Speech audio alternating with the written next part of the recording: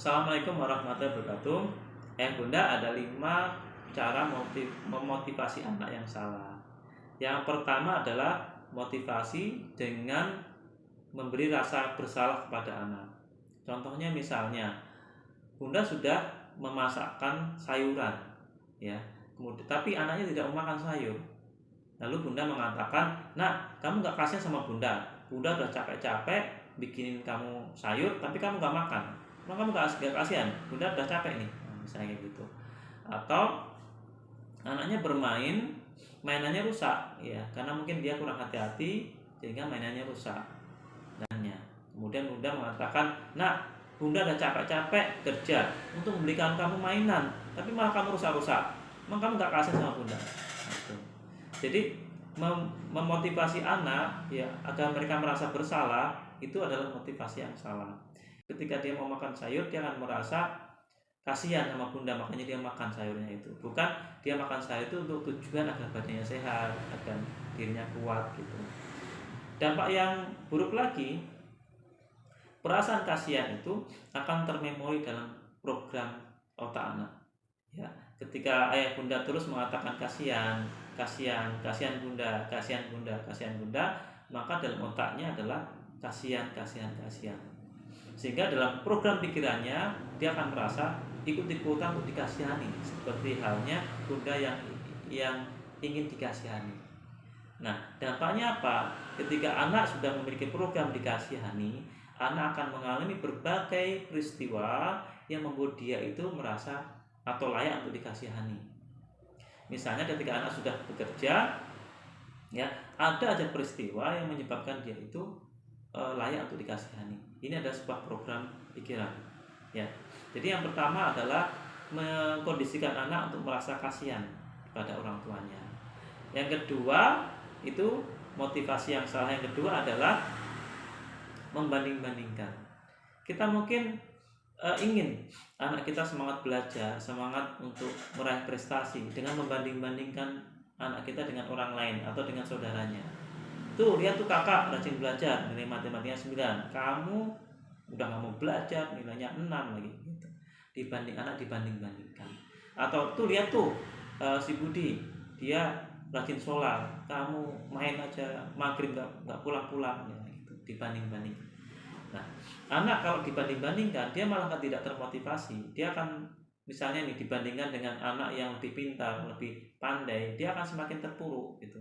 Ketika dia dibandingkan dengan temannya yang nilainya 9, padahal dia nilai 6, bukan semangat yang muncul, tapi dia malah semakin apa ya? Semakin terpuruk, semakin tidak bisa, semakin merasa tidak mampu, gitu ya.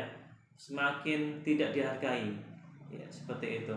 Jadi memotivasi dengan membanding-bandingkan dengan orang lain atau anak-anak yang lain itu akan membuat anak itu semakin tidak percaya diri, semakin tidak berhasil, semakin terpuruk gitu. Kenapa? Karena kadang orang tua itu juga ini ya, tidak adil dalam membandingkan. Yang dibandingkan itu adalah kelebihan anak orang lain dan dengan kelemahan anak diri kita. Kita nggak fair. Kita membandingkan kelebihan yang dimiliki anak orang lain dengan kelemahan anak kita. Padahal setiap anak itu pasti punya kelebihan dan kelemahan masing-masing, ya. Tapi yang kita bandingkan adalah kelemahannya. Kita melupakan kelebihannya. Nah, itu juga, ya. Orang tua memang harus adil, ya. Memang anak saya memiliki kelemahan ini, tapi dia juga memiliki kelebihan ini. Lebih baik adalah dua orang terus kelebihannya apa, sehingga memang benar-benar menjadi hebat di bidang yang anak itu memang kuasai, yang menjadikan potensi dan kelebihannya gitu. Jadi yang kedua, motivasi yang salah adalah membanding-bandingkan. Yang ketiga, memotivasi yang salah itu adalah dengan mengungkap aib anak. Nah, misalnya, "Nak, kalau kamu nggak belajar, ya, Bunda akan beritahu guru kamu kalau kamu masih ngompol," gitu. Berarti ini kan memberikan ketakutan pada anak. Motivasi anak belajar bukan karena ingin pintar, enggak, tapi agar aibnya tidak tersingkap oleh orang tuanya, seperti itu. Jadi ini adalah motivasi yang keempat, ya, yang ketiga, ya. Kemudian motivasi yang keempat adalah dengan meremehkan, ya. Misalnya anak pulang, ya, dia menyodorkan hasil ujiannya, ujian matematikanya itu ada 8, nilainya 8. Tapi orang tua ingin memotivasi anaknya agar mendapatkan nilai 9 atau nilai 10, tapi dengan teknik meremehkan. Cuma 8. Dulu ayah kalau ujian matematika ini selalu 10. Belajar lagi gitu. Ya, aku udah dapat 9. Cuma dapat 9. Harus 10 dong kayak ayah. Ya, aku udah 10. Baru sekali gitu. 10-nya berkali-kali yang banyak gitu.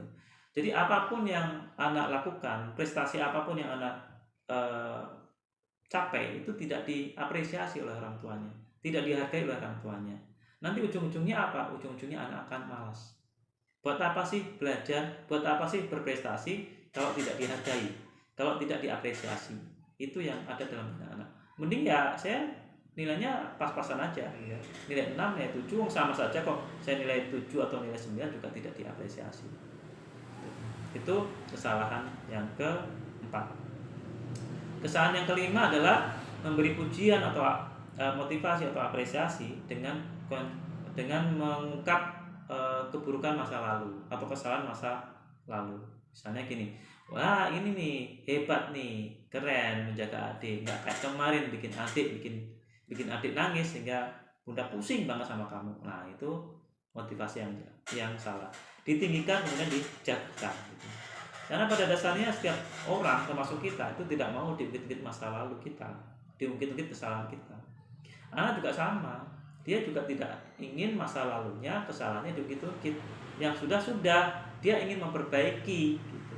Dan kita harus ikhlas dengan masa lalu ya, nggak perlu kita ungkit-ungkit lagi. Anak juga sama, dia ingin dihargai, diapresiasi apa yang dia lakukan hari ini ya, dia tidak mau masalahnya diungkit-ungkit.